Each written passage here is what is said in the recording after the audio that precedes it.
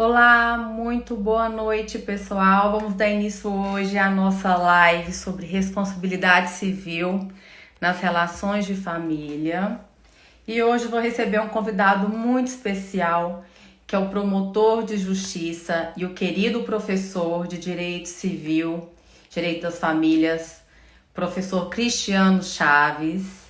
E essa live hoje vai ser muito rica e com um tema muito inusitado, porque não é tão comum falarmos sobre responsabilidade civil nas relações de família, que engloba o abandono afetivo de filhos, o abandono afetivo de pais, que é a reversa, e também os danos morais pela infidelidade conjugal.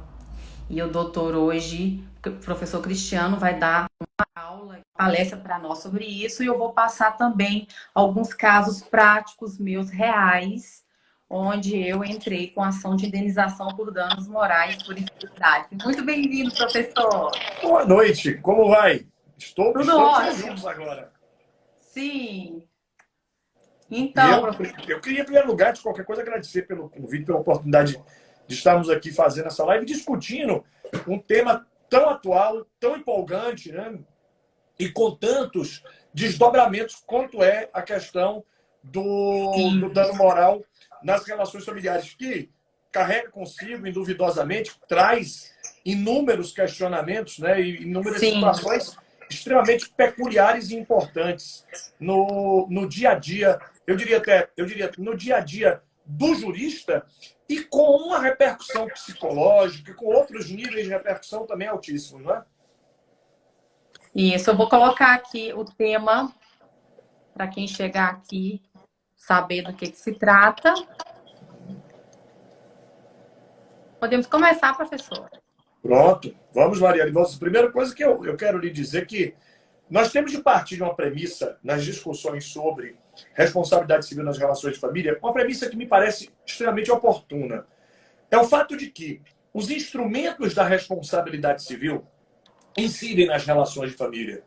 Ou seja, as discussões que todos nós conhecemos tão bem sobre dano moral, dano material, perda de uma chance, enfim, toda a teoria e os instrumentos da responsabilidade civil terão incidência, sim, nas relações familiares. E a partir desta premissa é que me parece extremamente necessário e importante discutir agora sim esses tipos de danos que podem ocorrer. Por quê?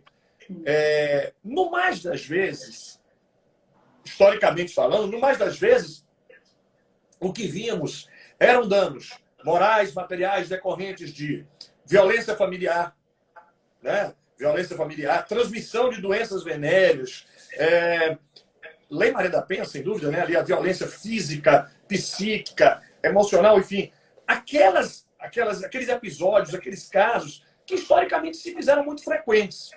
De uns tempos para cá, entretanto, nós começamos a abordar novos tipos de danos.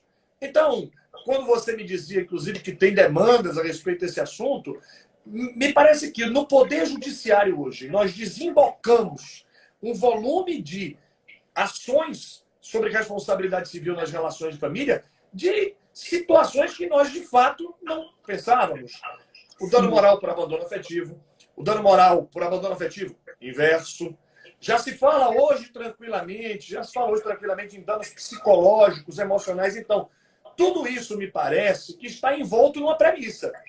Para entender as indenizações nas relações familiares, nós devemos partir da premissa de que os instrumentos da responsabilidade civil incidirão. E a regra geral, portanto, é a responsabilidade subjetiva. Ou seja, depende da comprovação de culpa. Porque, do contrário, nós criaríamos uma hipótese completamente absurda de que haveria um risco nas relações familiares, um simples risco, digamos assim, da presença do afeto. O que me parece que poderia ser um elemento extremamente pernicioso para as relações familiares. Isso, tem que ser analisado o caso em concreto e avaliado com base nas provas, sobretudo documental, mas também a testemunhal, de que realmente teve aquele dano que gerou uma humilhação que gerou uma dor que pode ter causado, inclusive, o uso de remédios antidepressivos ou ansiolíticos e tudo mais, que comprove que realmente a dor foi muito grande. Os 2 casos que eu entrei por danos morais por infidelidade foram casos de traições que foram, assim, uma coisa um pouco absurda, assim. Realmente foi muito humilhante. E no DF, no Distrito Federal, que foi lá que eu entrei com as ações, teve um caso lá que foi julgado a indenização por R$ 50.000, por um caso desse de infidelidade conjugal, com muita humilhação e que comprovadamente a pessoa ficou realmente com danos psíquicos, e o outro caso que foi julgado em R$ 20.000. E é o caso também completamente subjetivo. Sim. Foi avaliado. Não é qualquer demanda que você entre na justiça que o juiz, de fato, vai dar ganho de causa. Me parece que é interessante esses casos que você abordou, a gente pode começar pensando nisso, né?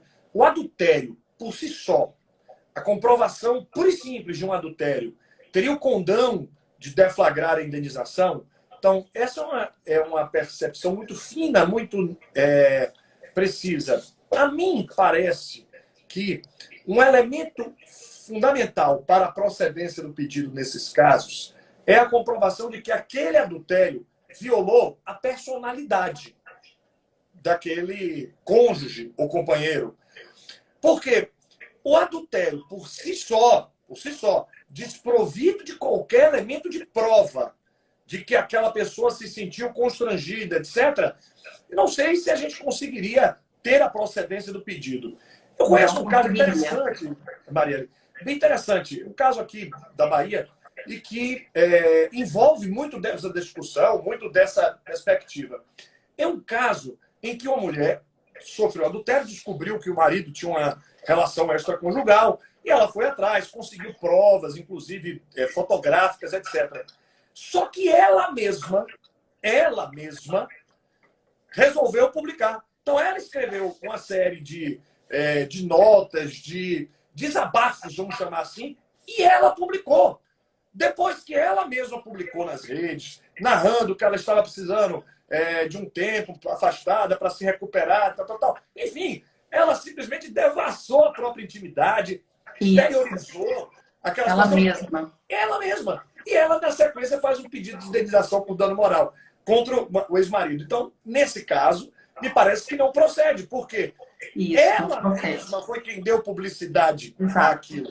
Então, eu acho que isso é um dado interessante. Também queria aproveitar para lhe dizer que tem um julgado que eu acho que sobre esse tema a gente precisa pensar muito nele. É um julgado do STJ que terminou parametrizando, servindo como referência para essa matéria. É um julgado em que o STJ discutiu de quem é a legitimidade passiva. Quem é que tem legitimidade passiva para responder pelo dano causado? E que coisa interessante. A ação originária, né, o pedido originário, foi dirigido contra o cônjuge traidor e o terceiro participante, o amante ou a amante. Né? Então, os dois foram colocados no polo passivo. Era uma ação do Estado de São Paulo em que se discutia era o marido traído ajuizando uma ação dizendo, olha, não foi um cornozinho qualquer, não. Foi digno da Marília Mendonça. Por quê? E aí o marido traído diz, porque, inclusive, o meu filho mais novo com ela é filho dele, conforme o exame de DNA. O DNA prova que ele não é nem meu filho, é filho do amante. E esse fato geraria dano moral. Muito bem. Nesse caso específico, que é um julgado muito importante do STJ, ele fixa o seguinte entendimento. A legitimidade passiva é do cônjuge adúltero e não do terceiro. Exatamente. Porque o dever de fidelidade é um dever intrapartes, não oponível erga omnes.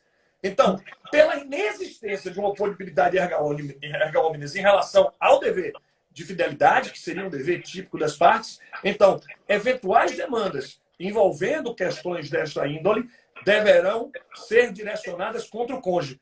Eu não sei se você já pensou nisso, mas eu acho que isso é muito importante a gente discutir, debater com muita honestidade e transparência, porque muitas vezes A pessoa que está numa relação, que passa por uma situação como essa, fica com raiva do outro e simplesmente absolve o próprio cônjuge, o companheiro. Que fica absolvido porque a pessoa, por algum motivo, quer continuar a relação, que é completamente lícito, mas quer cobrar a indenização do outro. Realmente não me parece cabível, porque se há uma perda de confiança, uma quebra da lealdade, do respeito que se espera das relações, essa perda é direcionada a quem efetivamente violou o dever de lealdade, a quem violou o dever Exato. de reciprocidade, digamos assim, né? Exatamente. Apenas entre cônjuges, né? Não tem terceiros. E, então, esse caso meu real é um envolvimento, assim, eu vou falar um pouco por alto para não entrar muito em detalhes, né? Mas, assim, o cliente me autoriza a contar por alto a história. Mas foi um caso, assim, que é uma pessoa pública, um empresário de muito sucesso na cidade dele, muito famoso, muito conhecido. E aí ele teve traição e a mulher dele estava traindo ele com dois rapazes. E aí ele estava sendo exposto na cidade porque a maneira como ela estava fazendo acabou gerando uma fofoca, uma conversa entre as pessoas da cidade. E ele, por ser uma pessoa muito conhecida, ele ficou extremamente envergonhado e tanto é que quando ele até contratou o detetive para pegar todas as provas, tudo, e aí ele separou de imediato dela. E aí ele inclusive mudou da cidade, porque ele não estava suportando realmente o nível de humilhação sofrido, de quanto aquilo provocou e impactou ele emocionalmente. Ele não conseguia, tinha um prejuízo emocional de não conseguir mais dar conta dos negócios normalmente. Ele ficou realmente muito mal, e ele mudou de cidade, e aí eu entrei com o divórcio dele, e aí a gente viu essa possibilidade de entrar também com esses danos morais aí, porque vimos que na jurisprudência do TJDF estavam tendo, né, teve esses dois casos recentes desses valores de indenização, e aí eu vi para ele que dava sim para a gente entrar com essa ação contra, e aí é isso, aí entramos na justiça. Você não Teve um acha que outro. nesse caso Ah, narrado, nós teremos, para além do dano moral, também um dano material, né? As despesas da mudança, porque nesse caso há sim uma conduta vexatória. Né? A isso. conduta dela viola ali a honra dele, a honorabilidade, a boa fama dele na cidade, né? Tudo isso. E gerando uma despesa material. Enquanto você falava, eu fiquei aqui a prospectar se não poderíamos pensar numa acumulabilidade entre dano moral e dano material, na forma da súmula 37 do STJ, que viabiliza essa acumulação. E acho que teríamos aí um espaço bem bacana, né, para pensar nisso. Sim. E aí, nesse caso, ele tinha muitas testemunhas para comprovar todo o que aconteceu, né? O rebuliço que foi emocionalmente, como ele ficou. Além de toda a prova documental, porque ele arrumou testemunhas, detetives, que ele conseguiu pegar o WhatsApp, pegar fotos e tudo mais. Então, estava muito bem comprovado, tanto documentalmente quanto por testemunhas que ele tinha dezenas na cidade, para poder dizer o nível do vexame, da fofoca, do que virou. Então, assim, realmente, nesse caso, dá para comprovar que foi muito mais do que uma mera traição, um simples, não. Tomou proporções muito grandes na cidade.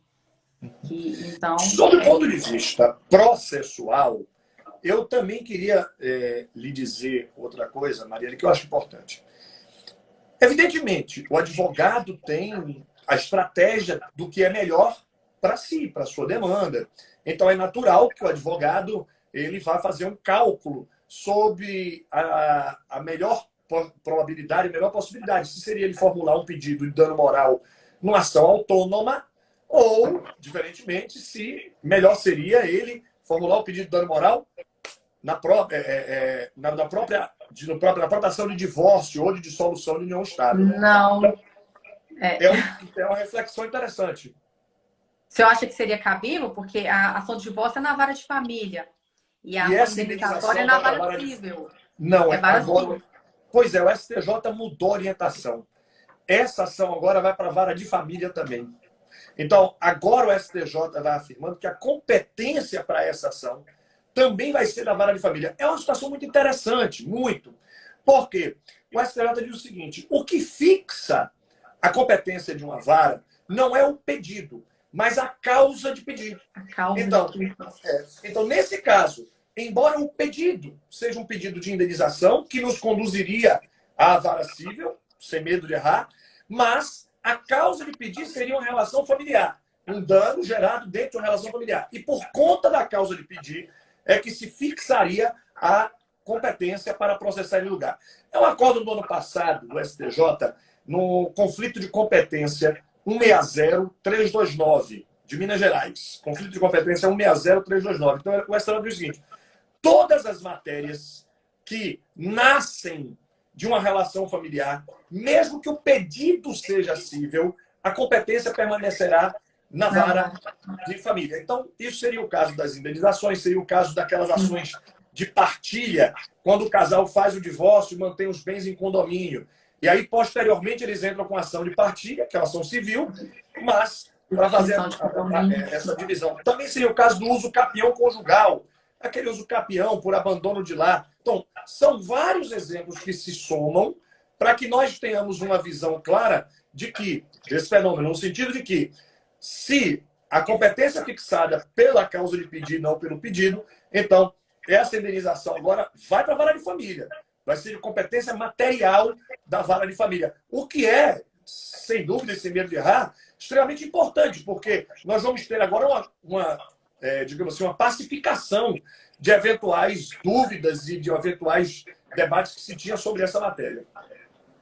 Sim, sim. E eu achei excelente também, porque podemos até pedir a reunião de todas as ações para o mesmo juiz julgar. Porque o que acontece? Lá no DF, é muito comum que quando a gente entra com uma ação de divórcio, eu peguei já no meu início, sobretudo, há 13 anos atrás, eu entrava com o divórcio, mesmo litigioso, com tudo reunido, e os juízes pediam para desmembrar e para que entrasse elas separadas por causa do rito ser diferente. O rito de alimentos, se tivesse que discutir também guarda, e muitas vezes a gente tem um pedido de liminar e são partes, a legitimidade é diferente, né? Uma é para o filho, outra é para o cônjuge. Então, eu acabei adotando para facilitar entrar com elas separadas. Aí eu entro com a divórcio, partilha, alimentos já pedindo a liminar, seja oferecendo ou seja pleiteando, e com a guarda e direito de convivência também sempre com a liminar. Então, sempre entro com as três. E aí, tendo essas outras ações aí que vem a somar, que entram também à parte, podemos também pedir a reunião de todas elas, para que o mesmo juízo julgue, porque se trata do mesmo caso, né? Perfeitamente. E aquele juiz seguramente vai ter uma condição melhor de julgamento para evitar, inclusive, decisões conflitantes. Exato. Para que nós não tenhamos digamos, uma decisão coerente que possa agregar os diferentes valores ali presentes. Eu também vejo, pelo mesmo olhar que você apresentou, eu vejo com simpatia e acho que pode ser uma situação agradável para a justiça, em termos de celeridade, de economia, etc. Então, vejo com bons olhos também. Exato, isso mesmo.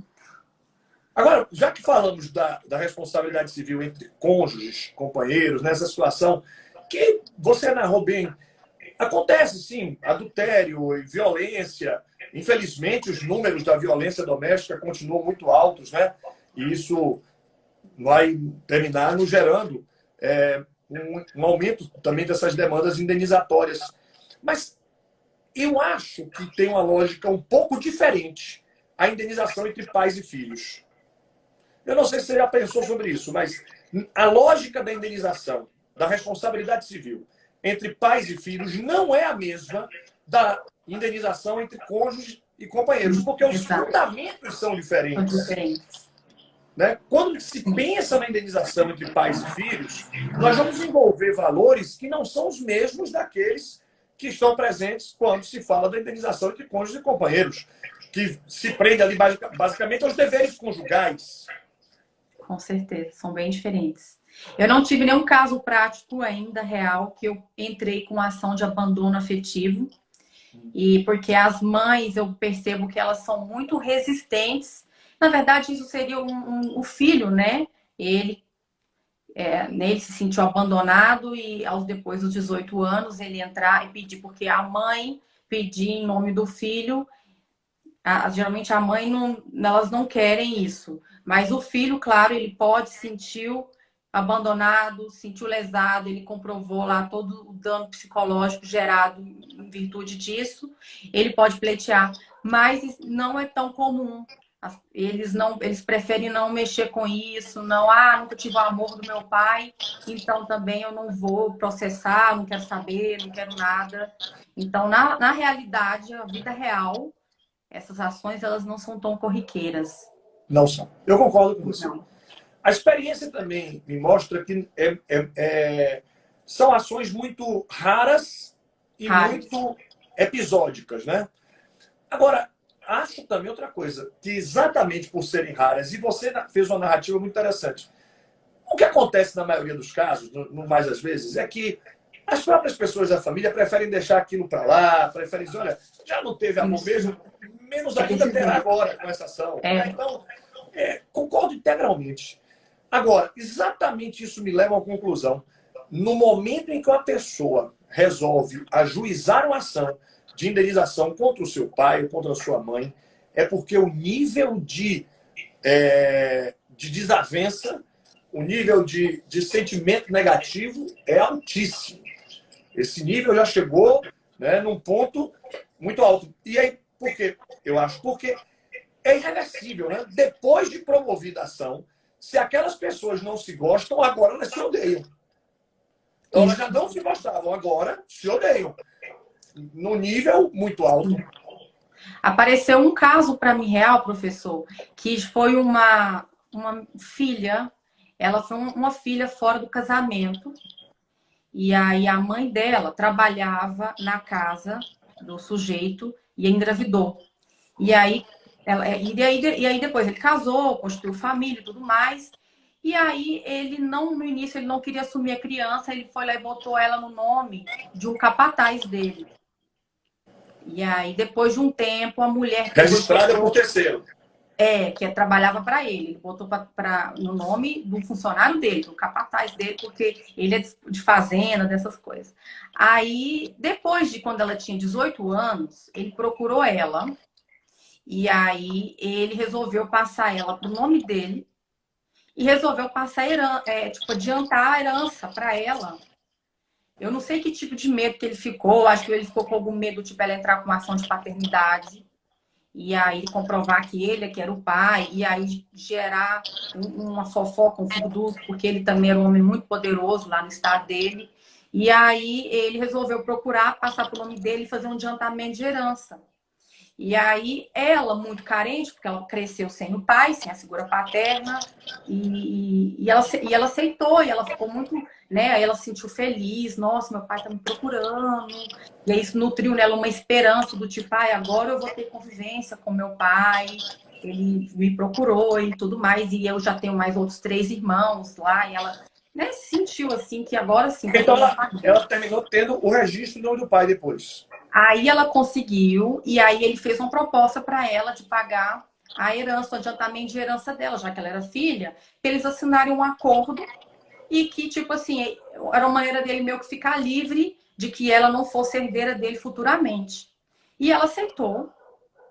E aí fizeram um acordo lá, ele arrumou um advogado para ela e arrumou o contador dele para fazer tudo. E ela, muito carente, querendo muito o amor daquele pai, aceitou tudo que ele propôs. E fez lá o acordo com ele do adiantamento de herança, pegou lá os milhões dela e tudo mais. E aí, depois, quando ela estava com 26 anos, 2 anos atrás, ela me procurou.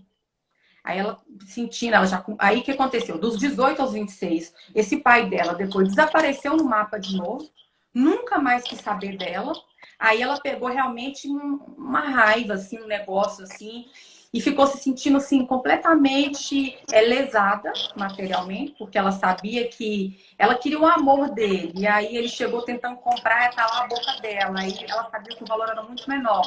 E aí ela queria esse abandono afetivo e queria reaver o que ela tinha de direito para ver o que tinha feito nesse acordo aí, que ela sabia que ela tinha direito a mais herança. Aí eu falei para ela, ó, já prescreveu o seu período para pedir a ação de abandono afetivo, porque o lapso temporal, você tem 3 anos só depois que você tem maioridade, então até os 21 anos de idade só que você poderia, então aos 18, aos 21, você está com 26, então já prescreveu, não dá mais para a gente entrar com abandono afetivo para você. E aí, agora, com relação ao patrimônio, ao dinheiro, aí sim, essa parte nós vamos discutir. Porque também tem a decisão da justiça, Ele que pode ser continuava até vivo? 10 anos quanto a Isso. isso. E também Ele tem a questão continuava da vivo? fraude, né? Porque ele envolve lá todos aqueles casos de nulidade, porque ela é muito nova, 18 anos, a maneira como foi feito foi o contador dele, foi o advogado dele, foi ele, ela ficou completamente desprotegida. Então tem uma série de vícios aí que dá para a gente E ele anular. continuava vivo? Tá todo mundo vivo. Ah, Ele então ele tá não vivo morreu ainda, ainda. né? Não, tá todo mundo vivo. É uma Porque, causa que, de um essa modo ou de questão aí, outro, tipo, do abandono afetivo, eu falei para ela, esquece, já não tem o prescreveu. que Não vou fazer. nem adiantar eu entrar, porque vai entrar para negar. Porque você já. Agora ela tá com 27 anos, você já fez 27. Agora, a outra questão lá, aí é outra conversa, nós vamos discutir. Mas E é abandono parece. interessante, Primeiro porque ela é herdeira, sim. Ela vai herdar no momento da morte dele. Por isso que eu perguntei. Então, o acordo que fizeram é completamente irrelevante sob o ponto de vista da impossibilidade de suprimir direito sucessório. Não tem como. E você chamou a atenção, Maria, para um dado interessantíssimo, como as pessoas às vezes não param para refletir sobre o prazo prescricional. As Exato. pretensões indenizatórias têm prescrição de 3 anos, sim, 3 anos. dos danos extracontratuais. Ah, Artigo é, 206 do Código Civil. Então, esse prazo começa a correr aos 18, como você muito bem suscitou, porque é quando termina, extingue-se o poder familiar. Não corre isso. prescrição entre pais e filhos durante o poder familiar. Aos 18 anos, essa prescrição vai correr por 3 anos, vai até os 21. Então, você Isso. falou que ela estava com 26, quando lhe procurou, efetivamente, essa pretensão já estava prescrita.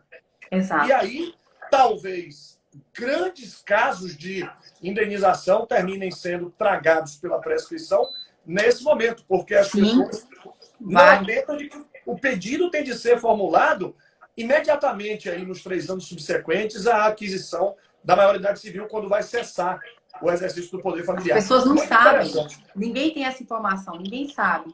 Então, É. muitos, quando decidem, porque já está com muita uma carga de raiva, como o senhor bem disse, e aí já passou esse tempo há muito tempo. Então, é uma falta realmente de informação, a sociedade toda, ninguém sabe disso, né? E também Sim. dos 18 ao 21, a pessoa muitas vezes ainda está nova, ainda não sabe ainda muito bem o que quer.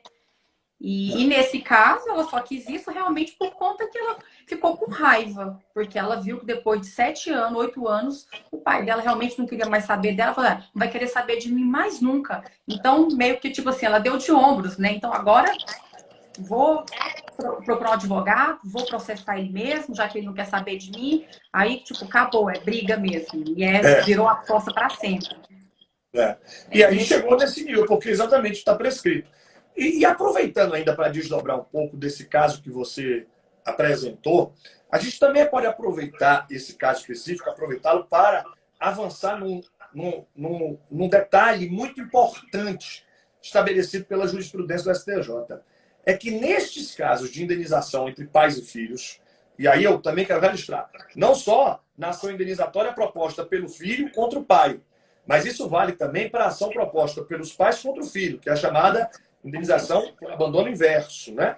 Então, que seria um exemplo daquelas pessoas idosas que os filhos muitas vezes abandonam lá no asilo, aquelas Isso. pessoas de idade que não têm a presença, o respeito, o carinho pelo filho. E para quem nunca pensou nisso, é claro que esse abandono inverso é completamente razoável, porque a Constituição garante proteção integral e prioridade absoluta para a criança e adolescente e também para os idosos. Isso. A Constituição também protege os idosos. Então, falar em abandono afetivo inverso nada mais é do que harmonizar o sistema, de deixar que o sistema fique coerente, harmônico. Pois bem, nós tínhamos sempre uma grande discussão a respeito do que é que se prova nessas ações. Qual é a prova? Né? O advogado vai entrar com ação por abandono afetivo, o advogado vai ali dar assistência ao seu cliente e dizer, não, meu cliente foi abandonado sim, é um caso de abandono afetivo. Então, mas qual é a prova que ele vai ter de produzir? O que ele precisa efetivamente demonstrar no processo, né? E depois de muitas discussões, eu me lembro, essas discussões começaram por volta do ano 2009. E de 2009 até 2015 foram julgados recursos no STJ, até que em 2015 essa tese foi então pacificada. Ela é muito interessante. É a tese do abandono afetivo e do objeto da ação, né, o que é que se discute numa ação de abandono afetivo. E o STJ disse, curiosamente, aquilo que se deve demonstrar numa ação de abandono afetivo não é a violação do afeto em si, curiosamente, mas da violação do dever de cuidado. Então, é preciso muita atenção, porque o ônus de prova é de quem alega. Aquele que propôs a ação, o autor da ação, aquele que está ali dizendo, olha, eu sofri um dano causado pelo meu pai, pela minha mãe, ou pelo meu filho, no caso do abandono inverso, o que é que eu vou ter que provar aqui agora, né? Você lembrou ali prova documental, prova testemunhal, porque a prova testemunhal, às vezes, nessas ações, ela pode ser muito, muito importante, né? Das pessoas que viam. Extremamente importante. Isso. E aí, o STJ tem que provar a violação do dever de cuidado. Então, não basta provar que houve uma ruptura afetiva, que pode haver sim, lógico, mas não, o objeto de prova é a violação do dever de cuidado. E você vai perguntar assim, Cristiano, mas qual é a diferença então entre afeto e cuidado, sob o ponto de vista prático? É difícil, né? Pensarmos assim, como é que alcançaríamos, na prática, essa distinção? Isso aqui é afeto, isso aqui é cuidado. E como é que nós vamos saber quando se violou o afeto e quando se violou o cuidado? É uma discussão sutil e de grande importância. Muito importante. E eu fico pensando assim, como aqui no nosso direito brasileiro, tudo que é relacionado a dever de alimentos, a dever de cuidado, tá tudo na esfera familiar, né, que vai colocando entre para os pais, avós, colaterais, fica no âmbito familiar e não vai para o âmbito social, como é muito comum lá na Europa. Então, tem esse viés, né, da esfera privada, da responsabilidade realmente ficar entre os filhos e a comprovação disso, essa ação de abandono afetivo de pais, dos pais contra os filhos, ela é mais rara ainda. Sim. Tem menos julgados ainda. Você vê que desde 2015, tá muito recente ainda, que teve aí, tiveram esses primeiros casos que vêm. E eu acho que são mais difíceis ainda de conseguir essa comprovação, porque temos Realmente, esse caso, eu nunca peguei nenhum caso real, professor Cristiano. Eu não. E veja o que você falou, é muito raro, é mais raro ainda. Talvez eu estou pensando aqui enquanto você está a falar, mas talvez porque os pais, principalmente os pais quando vão chegando numa idade mais avançada, eles vão tendendo a deixar aquilo para lá, digamos assim, a perdoar, sublimar. E diz, olha, o mais importante é a vida continuar e tal. Então, eu acho que a situação é mais rara, até por uma questão aí social ou psicológica, mas ela é, digamos assim, tão presente quanto o abandono de filhos, porque nós vemos, é visual, digamos assim, tantos e tantos abrigos, né, com pessoas ali abandonadas, e os abrigos ficam até tentando localizar os familiares, para que os familiares façam visitas, estejam presentes. Enfim, não é, lamentavelmente, não é algo estranho do dia a dia, da realidade das nossas vidas, encontrar essas situações de abandono. Lamentavelmente, né? Porque o bom mesmo era ter um convívio saudável, as pessoas viverem harmonicamente. Sim. Esses idosos, é importante eles terem essa informação, esse conhecimento, que eles podem entrar na justiça para pedir danos morais pelo abandono, pela falta de cuidado e tudo mais. Né? Então, é disseminar realmente a informação. Porque quem sabe isso tem até um viés, um cunho pedagógico para Sim, que as pessoas saibam que, caso abandone seus pais na velhice, eles poderão ser punidos. Porque é uma maneira de punição, na verdade, né? Para que os filhos tenham a consciência para que eles não abandonem seus pais, não deixem lá num abrigo e não se importem mais. É um cunho gostei. pedagógico punitivo. Sim, sim. Gostei muito dessa sua percepção. Gostei muito. Eu acho que é um cunho pedagógico, sim, porque estes pais e estes filhos, enfim, essas pessoas de uma família, elas precisam adquirir um hábito, adquirir um senso de responsabilidade de que o convívio familiar é um convívio baseado em solidariedade. A solidariedade é o vínculo que une as pessoas de uma família. Então, não ter amor, não ter carinho, tudo bem, mas não ter solidariedade com aquele que é da sua família. Então, eu acho sim, concordo, que há uma função pedagógica nessa indenização, porque ela tenta servir como um modelo, uma advertência para pais e filhos saberem, olha, é bom vocês terem um mínimo de solidariedade, um mínimo de respeito, de presença, de um modo ou de outro, cuidado, como diz o STJ, né? Cuidado na vida dos seus familiares, sob pena de ter uma indenização. Então, eu vejo também, assim como você, como um, um mecanismo pedagógico de tentar fazer com que as pessoas assumam responsabilidades familiares.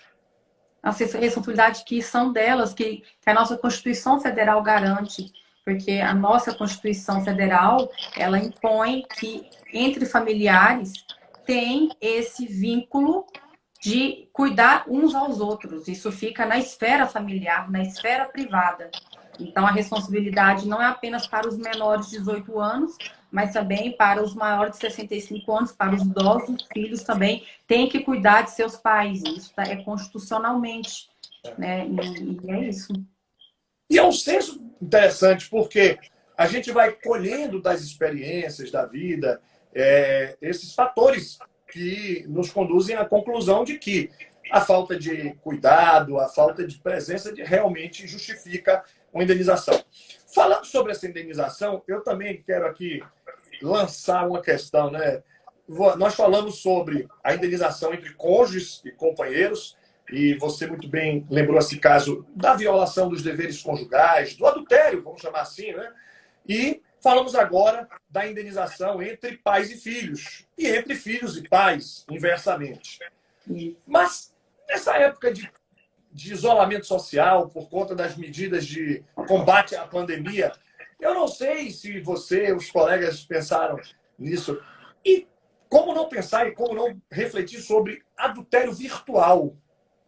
É. Seria possível um adultério virtual, que é aqui um adultério utilizando a tecnologia digital? Seria ele equiparável a um adultério presencial, físico? É a mesma coisa? São coisas diferentes? Cabe indenização? Você já pensou sobre isso? Sim, eu estava pensando sobre isso, até porque agora está muito em voga, né, esse assunto. E eu acho que a depender do nível de humilhação, eu entendo que sim, porque a fidelidade, ela é também em relação ao respeito mútuo, respeitar um ao outro. Não é só a questão física carnal. Talvez a infidelidade sentimental seja até pior do que a carnal, né? É o nível de você ser traído pelo sentimento, você confiou no outro e a humilhação gerada. Então, eu creio que será equiparado em virtude disso, Acho também. do E eu acho, sentimento e da humilhação. eu acho que é possível sim, e sigo numa linha muito próxima à sua. Mais uma vez, eu acho que não é, em absoluto, ao meu sentir, o simples fato de um dos cônjuges ou companheiros manter algum tipo de contato virtual com alguém que vai gerar por si só Não a é. indenização. Então, as pessoas são livres. São Isso. livres, as pessoas não podem. Você está proibido de fazer isso? Não, ninguém está proibido de nada. As pessoas vão fazer ou não fazer porque querem, ou porque não querem. Mas, e aí você chamou ali a atenção, é a questão da violação do respeito, de causar uma afronta à honra do outro, de violar a lealdade, o pacto de lealdade que se estabeleceu, e aí sim, me parece que nós podemos caminhar. Eu acho também, eu concordo também que, a depender do que seja a situação concreta, é possível falar sim A depender. em indenização por adultério virtual. Do nível de humilhação, do nível de exposição, do Disposição. nível... É tudo isso. Então, se vai ser analisado subjetivamente aquele caso em concreto.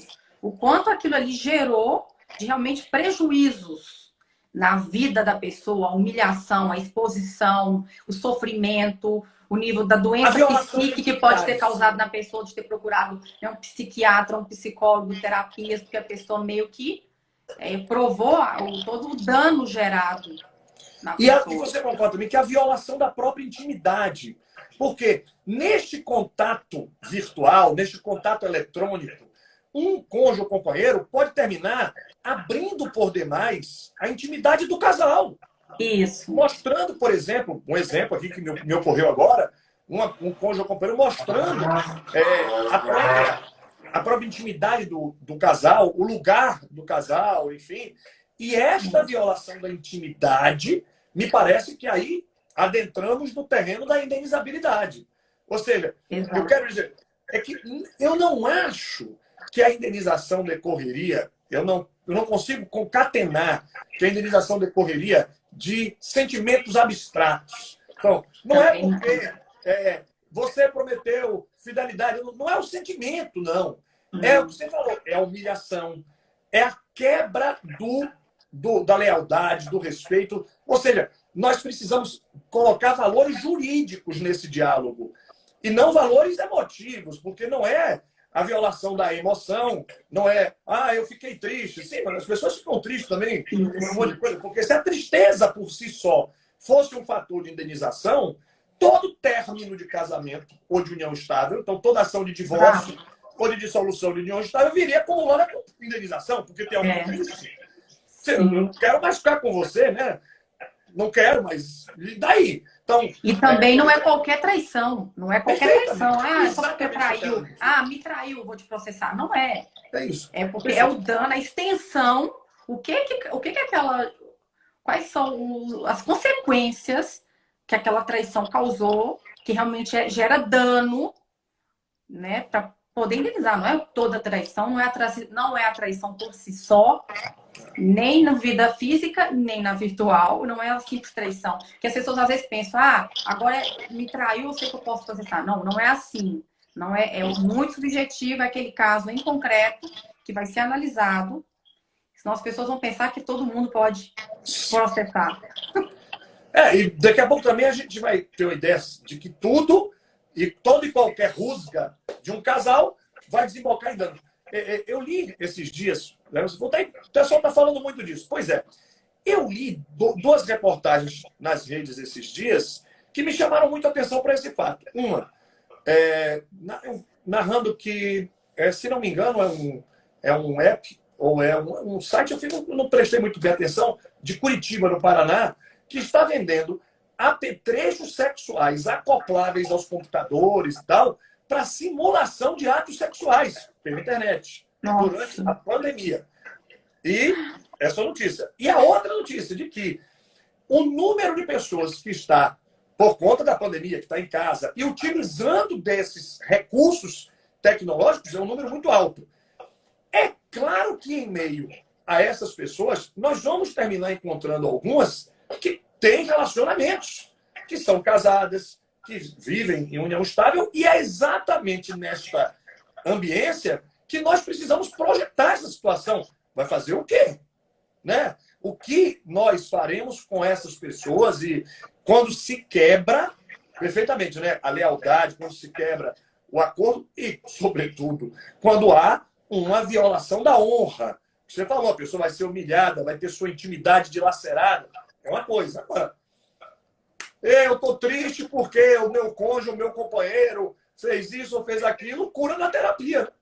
Cura na terapia, vai fazer terapia, vai curar, então, porque numa ação indenizatória nós não teríamos condições de resolver problemas dessa índole. Exatamente. Aqui teve um seguidor que falou aqui, ó, toda traição causa dano, mesmo subjetivo, foi o que a gente acabou de falar. Não, não é toda traição que causa dano. Vai ter que ser analisado o caso em concreto, com base em tudo que acabamos de explanar, que o doutor acabou de explanar aqui. Até porque, e aí a gente volta para um outro comentário também, não se trata de responsabilidade objetiva. Nós não podemos esquecer que nós estamos falando de responsabilidade subjetiva. Subjetiva. Então vai ter que provar a culpa, e a prova da culpa, nesse ponto específico, a prova da culpa é exatamente o que você chamou a atenção. É a humilhação, é a quebra da boa fama da pessoa, da honorabilidade. É isto que vai gerar a indenização. Não é o fato objetivo do adultério. Então, o adultério, por si só, não geraria. E aí, respondendo essa indagação, nem toda indenização, nem todo adultério, nem toda infidelidade gera. Agora, o que eu adiro tranquilamente me parece que no mundo contemporâneo e nessa fase que vivemos, nós estamos descobrindo novas possibilidades de tudo, inclusive do adultério. Inclusive. E aí nós vamos, então, enxergando esse possível aí, adultério virtual. É possível? Acho que sim. E acho que se a tecnologia vai se sofisticando, o direito também tem que acompanhar, né? O direito tem que seguir a marcha dos tempos e ir acompanhando a tecnologia. Sim. Só tem uma outra pergunta aqui. O STJ afasta a súmula 7 para avaliar o quanto da indenização? Sim, sim. As indenizações por danos morais, elas podem ser discutidas, inclusive, em recurso especial para o STJ. A súmula 7, de fato, ela é arrefecida, ela é mitigada em discussões sobre dano moral. O motivo é, um tanto quanto razoável, coerente até, eu diria, para evitar indenizações exorbitantes ou ínfimas. Então, com o propósito de impedir que sejam fixados valores exorbitantes por um tribunal ou outro, ou, diferentemente, que um tribunal ou outro estabeleça valores irrisórios, ínfimos. Então, a STJ vai dizendo assim, suaviza-se a súmula 7 e permite-se um recurso especial para discutir o valor da indenização, exatamente para termos, assim, digamos, né, um parâmetro nacional de indenizações, todas mais ou menos no mesmo patamar. Infelizmente, no fundo, este critério utilizado pelo STJ termina diminuindo o valor das indenizações. E o certo, atualmente, é que as indenizações são muito baixas, né? A gente vê indenizações... Quando a gente fala hoje numa indenização de 40 a 50 mil reais, é um valor altíssimo. Porque, ordinariamente, os valores são pífios. Os juízes são muito econômicos na fixação de indenizações. Lamentavelmente, ao meu sentir, eu penso que essas indenizações deveriam ser mais altas para justificar, inclusive, aquilo que você muito bem lembrou, Mariane, do caráter pedagógico. Pedagógico, que é o que os Estados Unidos aplicam. Lá nos Estados Unidos, as indenizações são altíssimas, porque eles utilizam esse raciocínio. A ação de indenização lá, a responsabilização lá para qualquer coisa é alta, porque é para ter um caráter pedagógico. Isso. É para punir e para que os outros da sociedade não façam. Para que as pessoas, né, não façam, não repitam aquele tipo de atitude, seja ela qual for. E aí no Brasil tem essa questão que realmente chega no STJ, dificilmente passa dos 30 mil reais, que é um padrão. E quando é uma indenização que envolve morte, fica na faixa dos 200 mil reais. Perfeito. É uma coisa assim que você não entende como é baixo. O STJ Esse sistema norte-americano ao qual você fez referência, que chama Punitive Damage, né? O sistema de indenizações punitivas, tem exatamente a feição que você desenhou, que você apresentou, perfeito. E eu acho que chegou a hora, sim, de, com muita honestidade, com muita transparência, nós discutirmos isso no Brasil. Discutir esse sistema de indenizações punitivas. Por que não? Por que não abrir um debate de... Exato. Porque, e aí tem tudo a ver com a pergunta, a súmula 7 já está suavizada, e com isso, a súmula 7, para quem não lembra, é aquela que proíbe discussão de prova de matéria probatória em recurso especial. Então, no recurso especial não se discute fato, prova, apenas se discutiria tese jurídica. Mas o próprio STJ abre uma exceção dizendo quando se tratar de indenização por dano moral, é possível discutir no recurso especial, porque a súmula 7 fica suavizada. Então, me parece que é exatamente este desenho que nós estamos aqui discutindo, apresentando. Eu gostaria muito de ver os colegas, os juristas como um todo, discutindo essa questão. O professor Salomão Rezedak, aqui da Bahia, tem um livro sobre indenização punitiva, a função social da indenização. E nessa interessante obra, o Salomão Rezedak propõe exatamente isso, que as indenizações passem a ter uma concepção de caráter punitivo. E eu já tenho anos, mais de uma década que eu penso nisso, como deveria ter essa mudança de paradigma no judiciário brasileiro para que a gente adote essa postura norte-americana para todas as indenizações serem realmente desse caráter pedagógico, para que as pessoas comecem a mudar a sociedade aos poucos. Tem tanta coisa que a gente poderia importar dos Estados Unidos também, da Europa, por exemplo, nos Estados Unidos, a questão de resolver a maioria dos litígios é tudo bargain, né? Mediação, conciliação, acordo. 5% apenas é litígio, é realmente processo judicial na corte para ir para julgamento. E também outra pauta muito interessante a respeito dessa área de família, que a gente estava falando aqui agora da questão constitucional, sobre que tudo que é na esfera familiar, a nossa Constituição colocou na esfera privada, e como eu estou concluindo meu mestrado em Portugal, e lá é diferente, lá o Estado assume algumas responsabilidades, não fica na esfera familiar, sobretudo com relação à execução de alimentos, que até é o tema do meu livro que eu vou publicar, que eu escrevi o meu artigo científico sobre isso, a execução de alimentos lá. E o doutor Rafael Calmon, até ele estava aqui na live, ele inclusive escreveu um artigo sobre esse tema aí, que ele também é super a favor agora, ele está defendendo um posicionamento de adotar no Brasil o Fundo de Assistência aos Menores para o pagamento da pensão alimentícia, no caso do pai não ter condições de pagar, que é o meu estudo, que é o objeto do meu livro. Como uma medida para evitar prisão civil, né? Exatamente. Uma medida de efetividade. O Rafael Isso, porque lá não existe a prisão civil. Eu já fiz uma live sobre esse tema aqui com o João Osório, que está aqui na live também. Sabe o João Osório? Tira dúvida direito. Claro. E ele, inclusive, quer fazer uma live com o doutor também a respeito desse tema. João. Um abraço. Podem combinar lá. Passa e lá aí é isso, é outra coisa interessante para importar também, para trazermos aqui. Eu também sou desse posicionamento do Rafael, porque eu fiz um comparado, sabe, da execução de alimentos no Brasil com a de Portugal, e aí confronta isso, lá a questão social do Fundo de Seguridade, lá não existe a prisão civil, que temos aqui, então o Estado lá acaba arcando e os menores não ficam sem alimentos, não fica, né, não gera esse problema. Enfim, tem muita coisa para a gente importar aí, tanto dos Estados Unidos quanto de outros sistemas para trazer melhorias para o E acho que nós precisamos discutir, debater essas questões, porque elas, sem medo de errar, vão enriquecer muitíssimo o cotidiano do jurista brasileiro. Serão temas que vão nos dar novas ideias e novas possibilidades mesmo de solução para os nossos problemas. É natural que nós tenhamos aqui um volume de problemas maior do que outros países, né?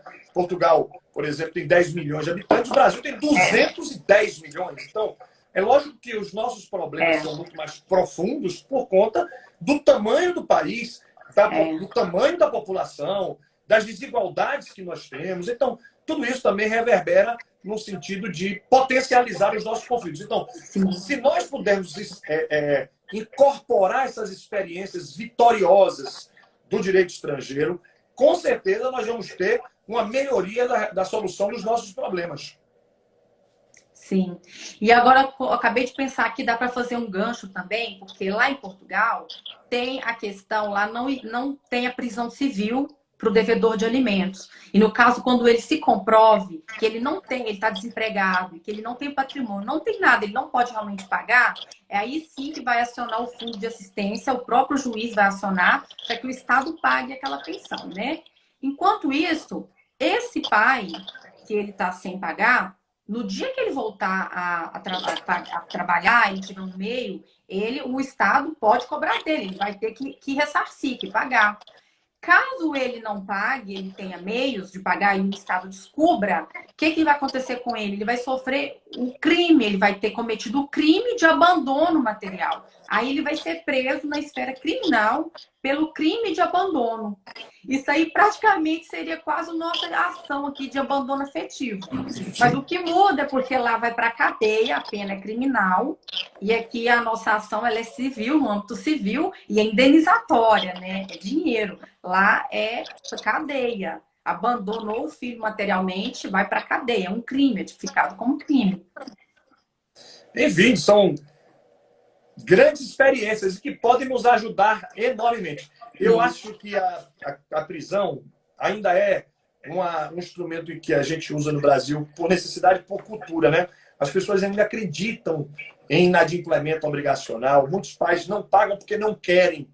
Muitas vezes o pai não paga porque tem raiva da mãe, porque brigou, né? Então, infelizmente, a nossa cultura ainda nos leva para esse sentido. Então, eu acho maravilhosas iniciativas como essa para a gente discutir e pensar em novos instrumentos que possam nos ajudar a resolver esse terrível problema, né, que é o inadimplemento alimentício, o abandono, às vezes material, às o vezes moral. abandono afetivo e material, né? E tem também ambos. E aí vai para a esfera civil e vai para a esfera criminal, vai para os dois. Exatamente. E muitas coisas aí que a gente pode continuar pensando, né? E que vão ampliando nossos debates. Isso me anima muito, porque a gente vê que o direito vai evoluindo, vai seguindo. Vai evoluindo. São muito bom esse debate. Já vai dar 1 hora a nossa live, hein? Passou voando o tempo. Então, é um bom sinal, porque a gente não percebeu o tempo passar. É um bom sinal de que nós estávamos aqui num debate muitíssimo interessante. Tomara que tenhamos outras oportunidades, né, para fazer outros temas e trazer essas experiências para a gente ir discutindo. Sim. Eu agradeço muito o senhor ter aceito meu convite. Me chame de senhor. E veio aqui enriquecer e trazer todo o seu... a sua didática maravilhosa, sempre dá um show de conhecimento e contribui muito com todos nós no mundo jurídico. Muita gratidão mesmo, professor. Muito obrigado. Eu vou deixar a live salva aqui para até amanhã, para quem quiser vir aqui assistir. Já vai encerrar. Muito obrigada, professor. Obrigado, pelo convite. Espero que tenhamos outras oportunidades para despertar esses grandes temas. Isso, eu estou também à disposição, tá? Igualmente. Um grande abraço, tenha uma ótima noite, até mais. Para você também. Tchau, tchau. Obrigada, pessoal. Todo mundo dá um print aí agora. Vamos voltar para a foto. Todo mundo dá um print que a gente vai aqui compartilhar nas nossas redes. Todo mundo printando. Vou compartilhar todo mundo aqui, tá? Um grande beijo, gente. Tchau, tchau. Até mais. Tchau.